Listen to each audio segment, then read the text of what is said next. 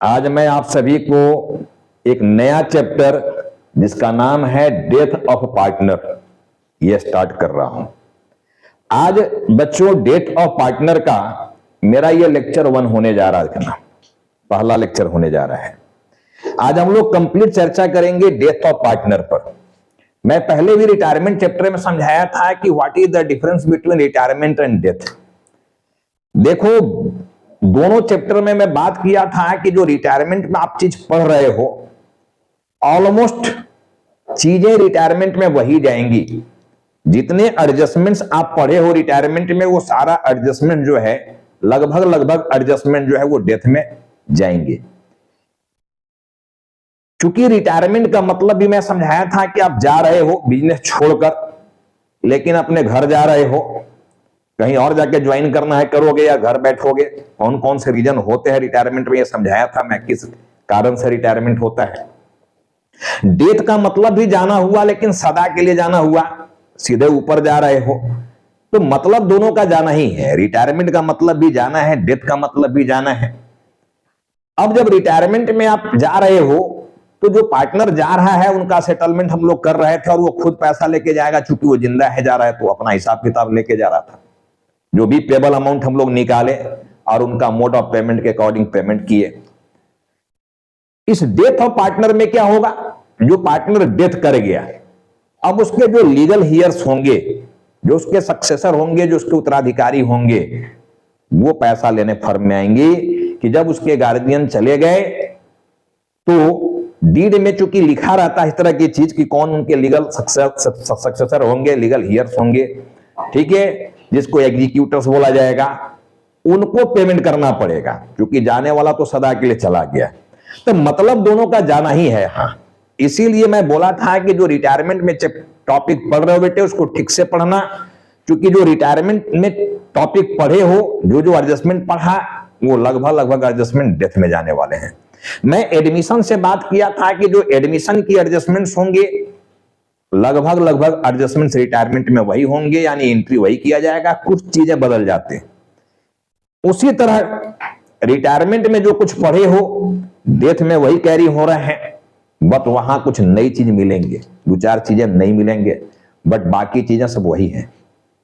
तो दोनों का मतलब जाना हुआ। देखो, रिटायरमेंट का मतलब भी जाना है और डेथ का मतलब भी जाना है।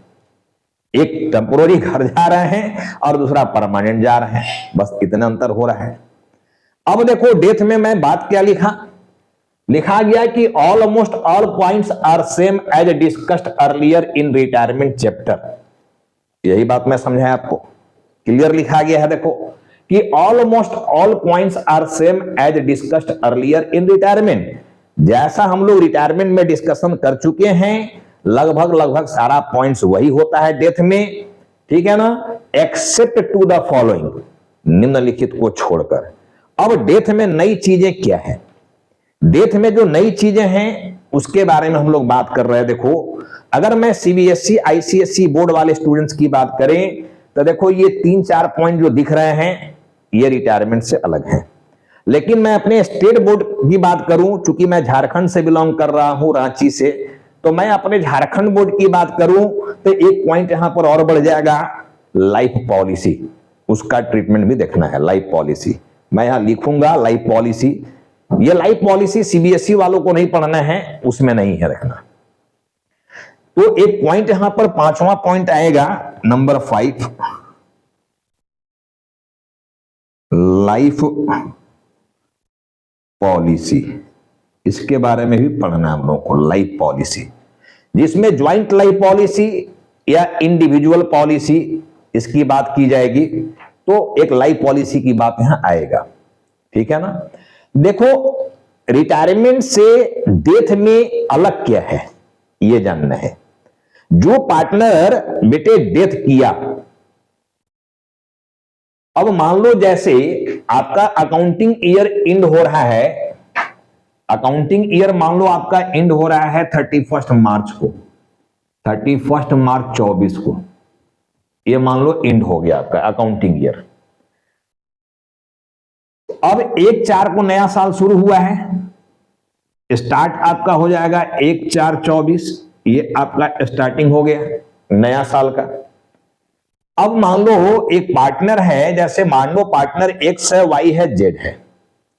पार्टनर एक्स का डेथ हो गया। कब डेथ हुआ?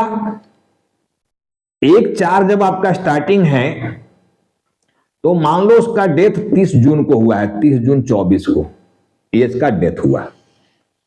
ठीक है ना? अब बताओ, जब नया साल स्टार्ट हुआ 1/4/24 तो इसकी एंडिंग 31 मार्च 25 नेक्स्ट ईयर में होगा। यानी स्टार्टिंग ईयर में 1/4/24 जब स्टार्टिंग हुआ तो वो बंदा जेड, जिसको मैं बोल रहा हूं कि डेथ कर गया, जेड एक पार्टनर है जो कब डेथ किया? 30 जून को डेथ कर गया उसका, 30 जून को मर गया वो।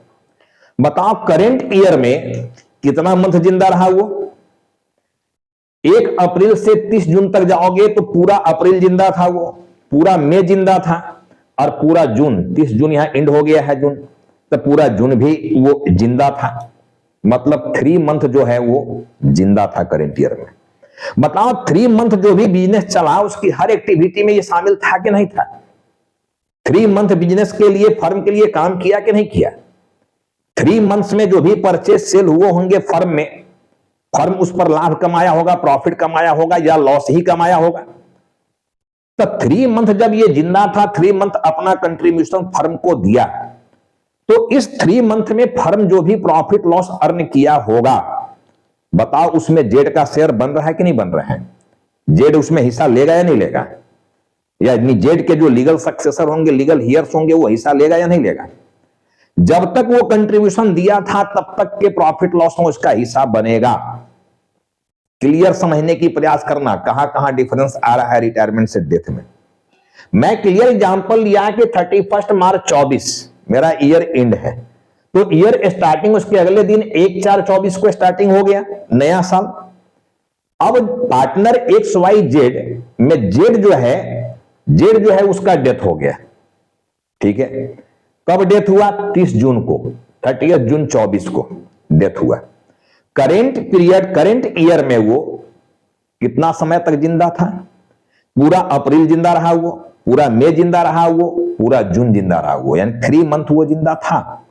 तो 3 मंथ्स फर्म की हर एक्टिविटी में उसका कंट्रीब्यूशन रहा है, फर्म को चलाने में उसकी कंट्रीब्यूशन रहा है।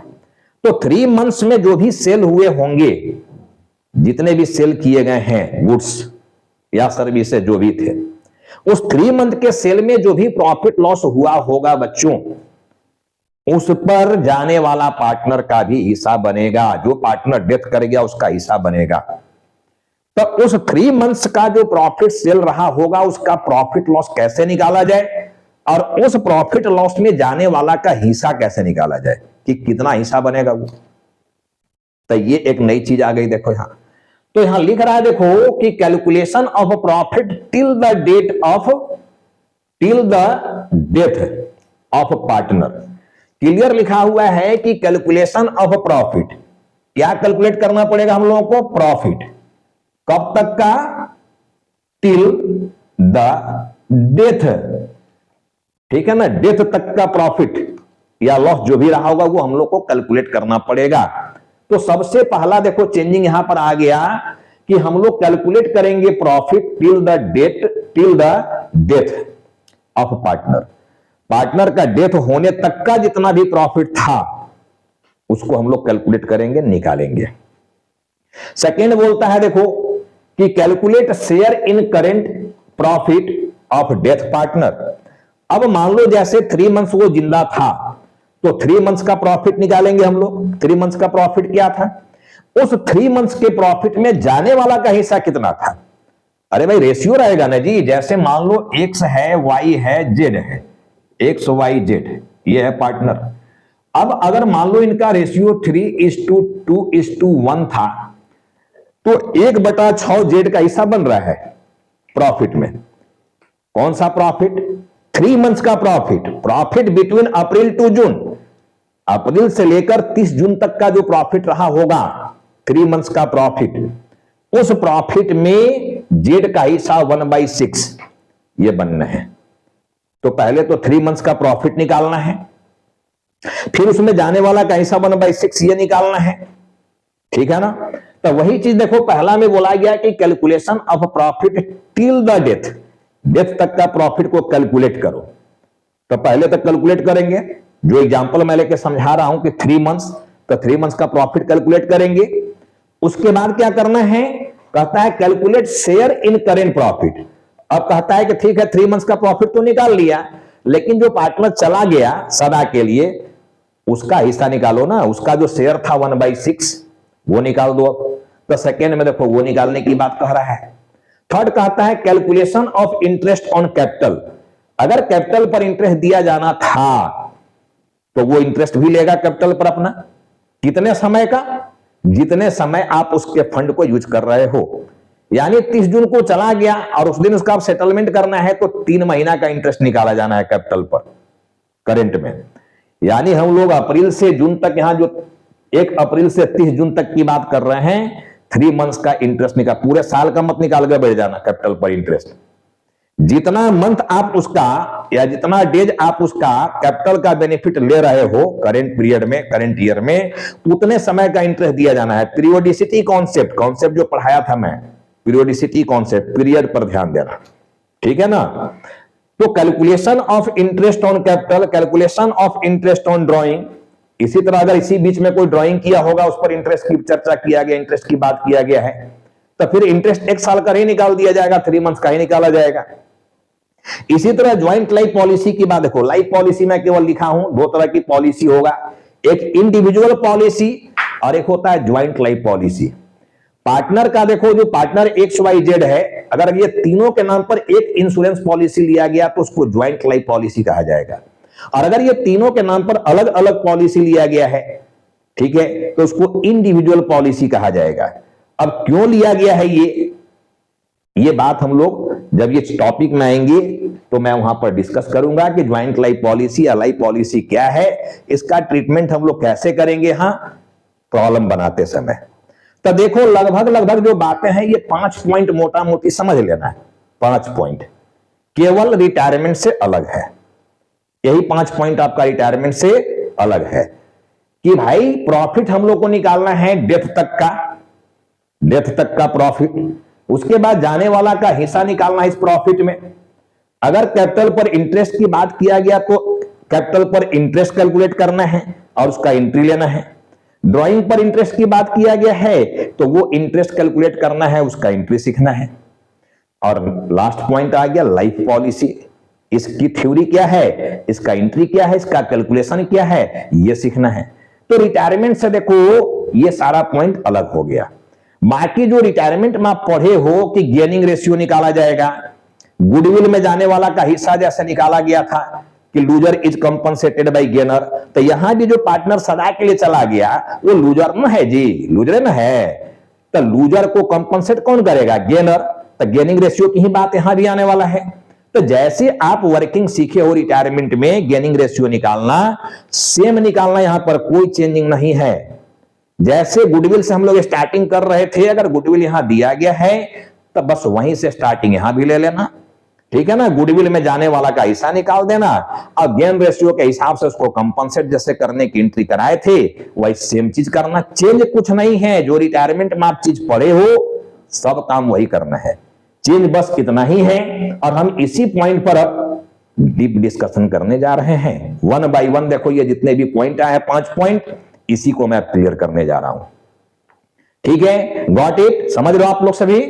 तो ये पॉइंट देखो अब 1 बाय 1 मैं क्लियर कर रहा हूं। रिटायरमेंट से डेथ में क्या क्या अलग चीज है ये मैं यहां लिख दिया हूं, आप इसको ठीक से पढ़ना, ठीक से प्रैक्टिस करना। अब मैं एक एक चीज इसमें क्लियर कर रहा हूं, देखो क्या है। ये टॉपिक मैं इधर से हटा रहा हूं,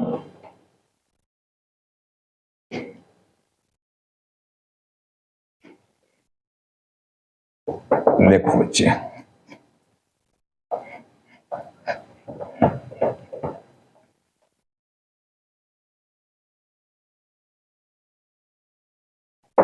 देखो नेक्स्ट हम लोग यहां पर आएंगे कि एक एक जो एडिशनल इंफॉर्मेशन यहां बढ़े हुए हैं उसको कैसे क्लियर किया जाए। देखो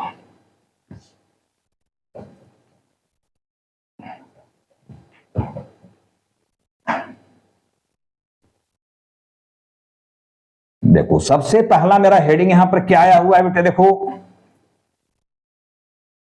how to calculate share in current, how to calculate share in current profit of death partner. Current profit, profit नहीं लिखा हुआ लिखना, इन करेंट प्रॉफिट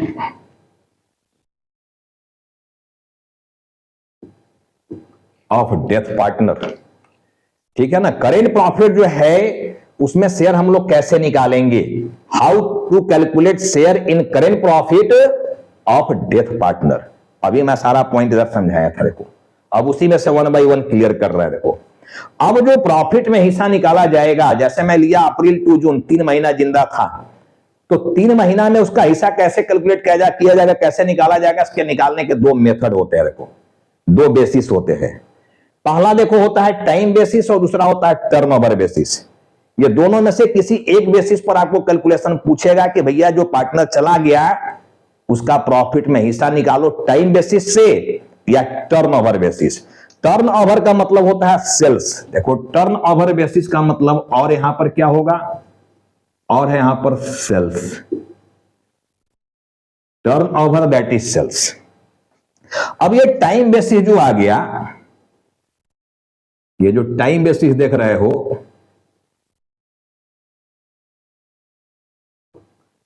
देखो इसमें 2 बातें होंगे टाइम बेसिस में।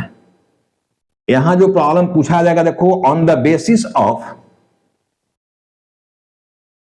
On the basis of only last year profit, last year profit क्या है ये मैं समझा रहा हूं, देखना क्लियर मैं समझाऊंगा इसको। और सेकेंड यहां पर हो गया आपका on the basis of average profit,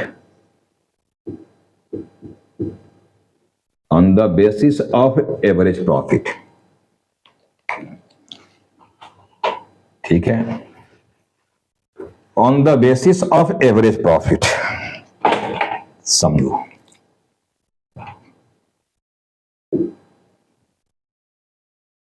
on the basis of average profit. अभी मैं एग्जांपल लिया था बेटे कि मेरा अकाउंटिंग ईयर जो एंड हो रहा है, मेरा ईयर जो एंड हो रहा है वो 31 मार्च 24 को। तो जो ईयर स्टार्टिंग होगा, स्टार्टिंग ऑफ द ईयर, ये 1 अप्रैल 24 होगा। और मान लो यहां पर डेथ कर गया, ठीक है, डेथ किया है, अभी मैं लिखा था 30 जून 24 को। तो जो स्टार्टिंग ईयर देख रहे हो यहां से लेकर टिल डेट ऑफ डेथ, ये समय को कैलकुलेट करना है आपको। जो भी कैलकुलेशन यहां पर होने वाला है, ईयर जो स्टार्टिंग हो रहा है वहां से लेकर जब ये डेथ किया वहां तक का काम हमको करना है, देखना।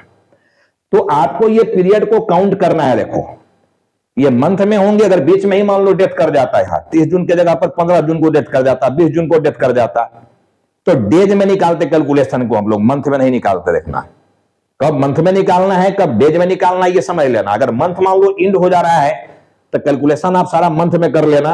अगर बीच में मान लो पार्ट ऑफ द मंथ यहां जा रहा है तो डेज में निकालना सब कुछ। मैं इस पर पूरे हाजमोला लेके समझाऊंगा, दोनों पर, मंथ पर भी डेज पर भी। हाजमोला तो समझिए गए हो मेरा। हाजमोला का मतलब मैं प्रॉब्लम लेता हूं, एग्जाम्पल लेता हूं, उससे सारा थ्योरी को मैं क्लियर करता हूं समझाने के साथ। तो अभी समझो 1/4/24 यहां स्टार्टिंग है ईयर का, और जो पार्टनर डेथ किया वो डेथ कब किया है, 30/6/24 को। इसी पर मैं समझा रहा हूं चीजों को, देखना। डेथ कौन किया, एक पार्टनर है जेड, जिसका हिस्सा था 1/6, ये डेथ कर गया। अब कहता है कि उसका जो प्रॉफिट में हिस्सा निकालेंगे हम लोग, 3 मंथ जिंदा है ना जी, देख लो ना, 1 अप्रैल से 30 जून तक जब कैलकुलेट करोगे तो आपका 3 मंथ्स आ रहा है। ये देखो ये कितना आ गया, 3 मंथ्स, 3 मंथ जिंदा था ये। तो सारी कहानी यहां पर 3 मंथ्स के लिए करने वाले हम लोग, देखो जो भी पढ़ा जा रहा है 3 मंथ्स। अब बोला ये 3 मंथ्स का जो प्रॉफिट लॉस में हिस्सा उसका बन रहा है, उसको निकालने के लिए हमारे पास 2 मेथड है, एक टाइम बेसिस है, दूसरा टर्नओवर बेसिस है। Time basis and turnover basis. अगर टाइम बेसिस से हम लोग को निकालना होगा प्रॉफिट में हिस्सा जाने वाला पार्टनर का, तो इसको 2 पार्ट में देखो हम बांटे टाइम बेसिस को। एक हो गया on the basis of last year profit और दूसरा हो गया on the basis of average profit. ठीक है, अब लास्ट ईयर प्रॉफिट और एवरेज प्रॉफिट भी, हालांकि लास्ट ईयर का ही प्रॉफिट को बेस लेकर निकाला जाना है। अब सवाल है कि लास्ट ईयर का प्रॉफिट की बात क्यों होने लगा? भाई ये तो डेथ किया है 24 में, तो प्रॉफिट तो हमको 1/4/24 से 30/6/24 का चाहिए। ठीक से समझने की प्रयास करना, प्रॉफिट हमको कब से कब तक का चाहिए? 1/4/24 से 30/6/24 तक का, ये प्रॉफिट चाहिए हमको 3 मंथ्स का। लेकिन थ्योरी अब यहां कह रहा है कि on the basis of last year profits, last year profit, only last year profit, only मतलब 1 साल का प्रॉफिट केवल लास्ट ईयर का। अब लास्ट ईयर क्या होगा? अगर हम लोग मान लो 31/3 यहां 24 को ईयर एंड ले रहे हैं, ठीक है, तो उसका लास्ट ईयर क्या रहा होगा? अगर इसका हम लोग बिगिनिंग पकड़ेंगे, ये तो एंड ना हो गया जी, 31/3 हमारा 24 एंड है, तो इसका बिगिनिंग क्या रहा होगा? 1/4/23। इस ईयर का अगर हम लोग बिगिनिंग को पकड़ेंगे तो इसका बिगिनिंग आपका 1/4/23 रहा होगा। देखो ये रहा होगा, तब ना यहां पर 1 साल कंप्लीट होगा। 1/4/23 से 31/3/24 ये 1 साल कंप्लीट होगा। तो जब ये एंडिंग है तो इसका बिगिनिंग ये रहा होगा। अब इसके पहले की भी बात कर रहा है, लास्ट ईयर की प्रॉफिट लेने की बात कर रहा है ये, तो इसका लास्ट ईयर जो आएगा, एक दिन पहले हम आ जाएंगे इसका। देखो तो एक दिन पहले जब इसका आ जाओगे तो 31 मार्च 23, यानी 22/23, 2022 से 23 की बात कर रहा है, वहां का प्रॉफिट को बेस लेने की बात कर रहा है ये। भैया ये डेथ किया है 24 में, ठीक है ना, 30/6/24 को, तो लास्ट ईयर का प्रॉफिट हमारा देखो 23/24 यहां पर आ गया, 23 से 1/4/23 से 31/3/24, और ये तो 24 से 25 का चला गया ना, तो लास्ट ईयर देखो इसका 23/24 रहेगा। इसके पहले हम लोग को नहीं जाना, छोड़ दो, ये तो नया साल शुरू हो चुका है।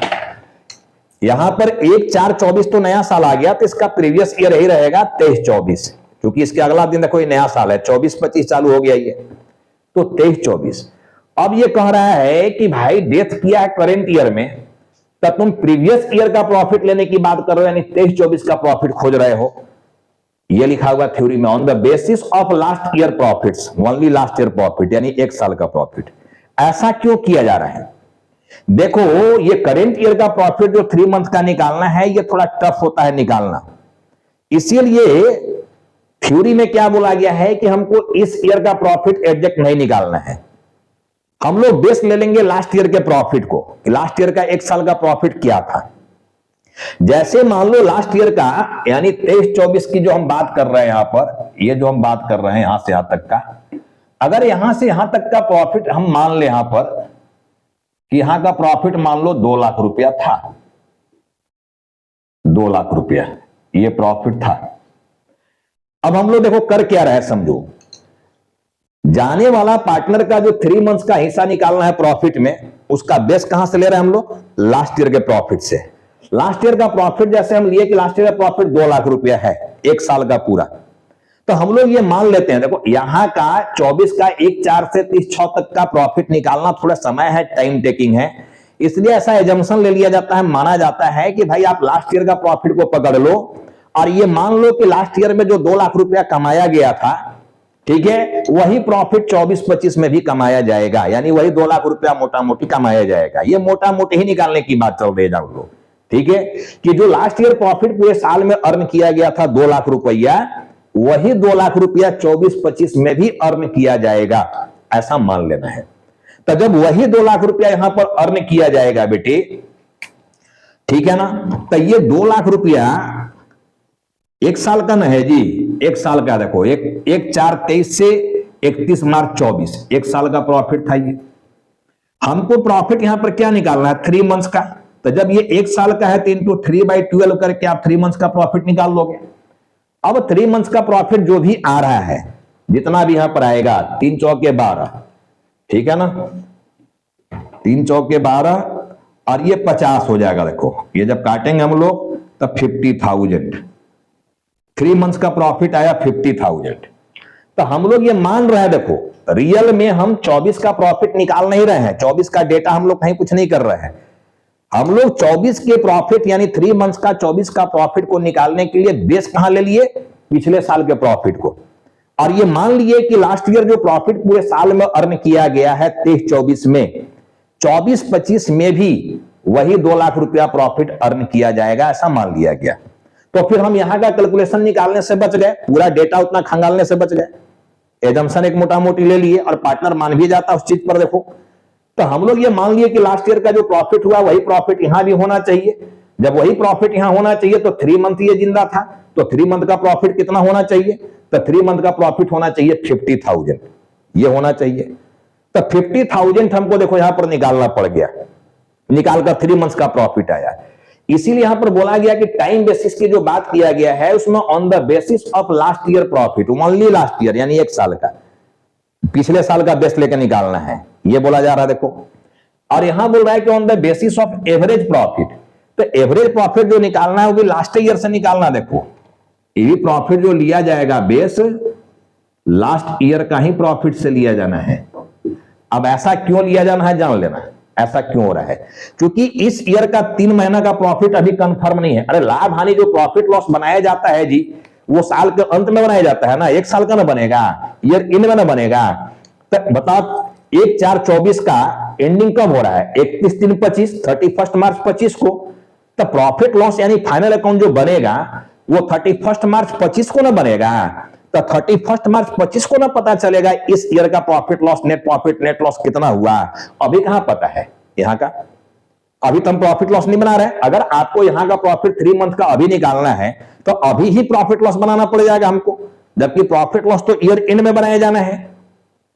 समझ रहे हो बात को, यानी 1/4/24 आपका एंड है तो 31/3/25 उसका ये बिगिनिंग है, 1/4/24 बिगिनिंग है तो 31/3/25 वो एंडिंग होना है। तो 31/3/25 को जाके प्रॉफिट लॉस हम लोग बनाएंगे, प्रॉफिट लॉस अकाउंट, और वहां जाकर नेट प्रॉफिट पता चलेगा। तो भाई तब तक ये इंतजार नहीं ना करेगा जी, जाने वाला पार्टनर का जो लीगल उत्तराधिकारी है, लीगल हियर्स जो है, उसका सक्सेसर जो है भी है, वो इंतजार नहीं ना करेगा। वो तो कहेगा कि हमको अभी सेटलमेंट करो पैसा का, तो अभी मेरा हिसाब किताब करो।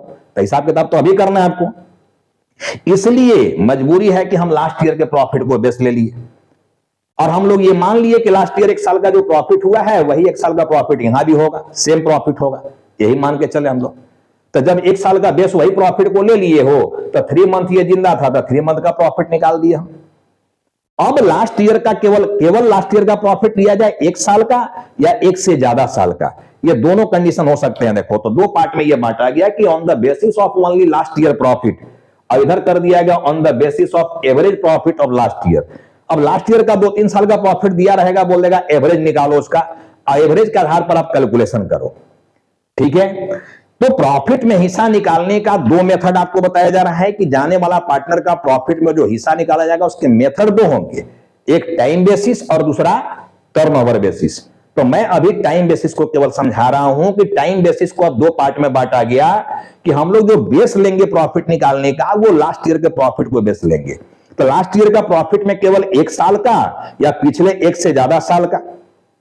अगर केवल 1 साल का ले रहे हो तो देखो यहां लिखा हुआ on the basis of only last year profit, केवल 1 साल का प्रॉफिट लेना है जैसा है एग्जांपल लेके समझाया मैं, या कह रहा हूं on the basis of average profit, ठीक है ना। एवरेज तो तभी निकालोगे ना जब 1 से ज्यादा साल का प्रॉफिट है जी। तो लास्ट ईयर का 2-3 साल का प्रॉफिट दिया रहेगा, अब बोलेगा उसका एवरेज करके निकालो। प्रॉब्लम में ऐसा क्लियर बोला रहेगा आपको कंफ्यूज होने की जरूरत नहीं है। वो कह देगा केवल लास्ट ईयर का प्रॉफिट या कह देगा एवरेज प्रॉफिट। तो एवरेज तो कब निकलेगा जब लास्ट ईयर का यानी प्रीवियस ईयर का 1 से ज्यादा साल का प्रॉफिट दिया रहेगा, तभी ना एवरेज करोगे, नहीं तो एवरेज होगा कैसे। तो ये अपने आप पता चलता है प्रॉब्लम में कि पिछले साल का केवल 1 साल का प्रॉफिट दिया हुआ है या 1 से ज्यादा साल का प्रॉफिट दिया हुआ है। एक से ज्यादा साल का पिछले साल का प्रॉफिट दिया हुआ है तो हम लोग एवरेज करेंगे उसका, केवल एक ही साल का दिया हुआ है तो ये वाला थ्योरी का आधार पर निकालेंगे हम लोग। तो चलो अब इसमें हम स्टेप को समझा रहे हैं, ये दोनों साइड का स्टेप क्या क्या है हिस्सा निकालने का, और फिर उसकी एंट्री क्या होना है। अभी हम लोग स्टेप देख रहे हैं कि कौन कौन सा स्टेप लिया जाएगा। देखो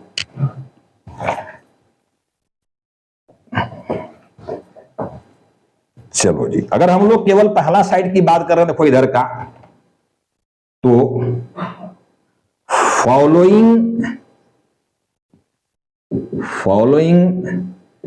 स्टेप्स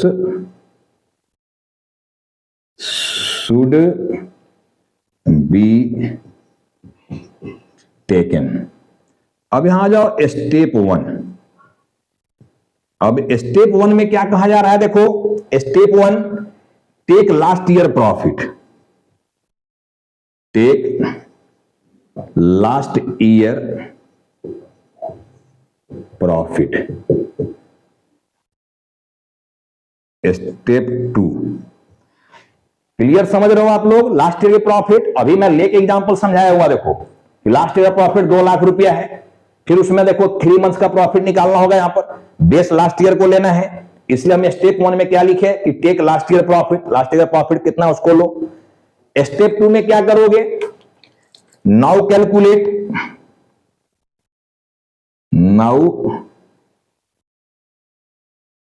कैलकुलेट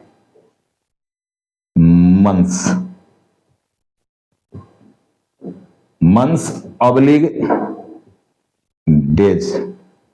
मंथ निकालना है, डेज निकालना है फ्रॉम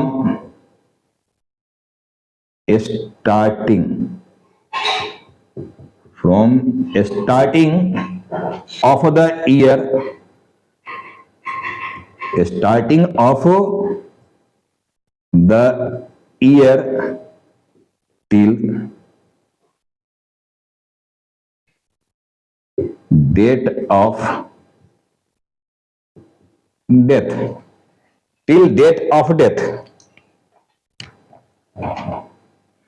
देखो स्टेप जो हम लोग ले रहे हैं, जो स्टेप लिया गया है, पहला स्टेप में समझो क्या किए हम लोग। फर्स्ट स्टेप में बोलता है take last year profit, last year का प्रॉफिट को लो। सेकंड कहता है now calculate month oblique days from starting of the year till date of death. Clear मैं समझाया हुआ, देखो नाउ कहता है कैलकुलेट मंथ, क्या निकालना हम लोग को, मंथ निकालना है या डेज निकालना है, कब से कब तक का। फ्रॉम कहता है कि स्टार्टिंग ऑफ द ईयर, देखो स्टार्टिंग हमारा क्या था 1/4/24, starting of the year, starting of the year से कहां तक निकालना है, till date of death, till date of death, ठीक है ना। स्टार्टिंग देखो हमारा हुआ 1/4/24 और डेथ हुआ 30/6 को। तो जो मैं यहां चीज समझाया आपको प्रैक्टिकली, उसी को थ्योरी में देखो यहां लिख रहे हैं आप लोग क्या हो रहा है। सबसे पहले कहता है लास्ट ईयर की प्रॉफिट को बेस लो, take last year profit as a base, ठीक है ना।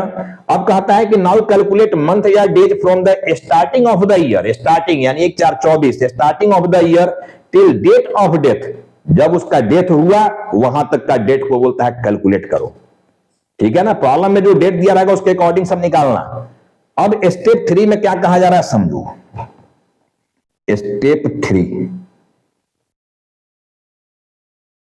3 आ गया, देखो बोलता है कैलकुलेट प्रॉफिट, कैलकुलेट प्रॉफिट, ठीक है ना, up to the date, up to the date, ठीक है ना, up to the date of death,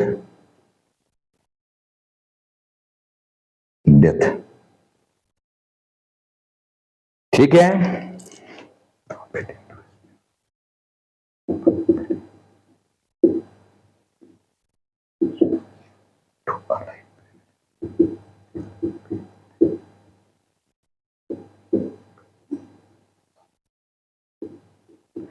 चलो जी समझना। अब यहां पर पॉइंट नंबर 3 में क्या बोल दिया गया है, देखो हम लोग सेकेंड पॉइंट में क्या किए मंथ कैलकुलेट कर लिए। पहला पॉइंट में लास्ट ईयर का प्रॉफिट को बेस ले लिए, जैसे यहां 2 लाख लिया हुआ था। सेकेंड में देखो यही चीज जो समझाए थे, कितना समय वो जिंदा रहा वो निकाल लो। स्टेप 2 में ये बोला गया। अब कहता है कैलकुलेट करो profit up to the date of death. अब मान लो जैसे 3 मंथ यहां जिंदा था, तो स्टेप 3 में कह रहा है कि 3 मंथ का प्रॉफिट कैलकुलेट कर दो, जितना समय वो जिंदा था उतना समय का प्रॉफिट निकालो। अब तो तीसरा पॉइंट में ये करना है। और स्टेप 4 क्या कह रहा है, देखो स्टेप 4 ये जो बोल रहा है, स्टेप 4 में कहता है now calculate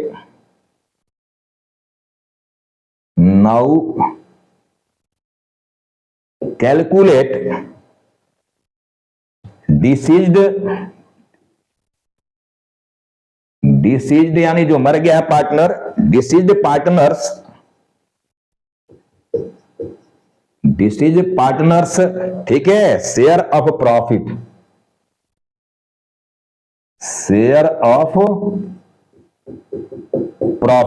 deceased partner share of profit on the basis of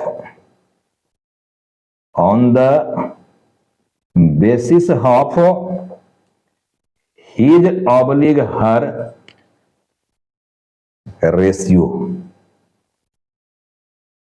ratio। अब कहता है कि ठीक है 3 मंथ्स का प्रॉफिट जो जिंदा था आप वहां तक पहुंच गए हो, निकाल लिया, ठीक है ना, निकाल लिया वो चीज।